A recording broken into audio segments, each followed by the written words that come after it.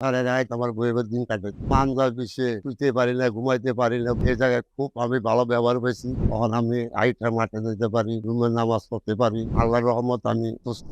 বিসমিল্লাহির রহমানির রহিম। আমার নাম আব্দুল মোহাম্মদ কাইয়ুম। আমার বাড়ি ধানমুড়াই থানা, গ্রামের নাম কাকরাম। আমি যখন মানজার বিষে শুইতে পারি না, ঘুমাইতে পারি না, সারা রাত আমার বইয়ের দিন কাটে। তখন আমি ডাক্তারের টিমেট নিই। নেওয়ার পরে আমার বলে থেরাপি দেবেন নি। তখন আমি বিভিন্ন জায়গায় থেরাপি দিই। প্রাইভেট দিচ্ছি, সিআরএমে দিচ্ছি, সিআরপি দিচ্ছি, কারামপুর দিচ্ছি। দেওয়ার পর আমি যখন বাসায় ফিরে আসি, আসার পরে আমার ছোট জামাই সে বলে যে আমরা টাইট করা যে থেরাপি দেয়। তখন আমি বেড়ে করে শুয়ে আমি টাইট করা আনি। আর পরে আমার এই থেরাপি দেওয়া শুরু করলো। দেওয়ার পর আমি আস্তে আস্তে আল্লাহর রহমত আমি সুস্থ।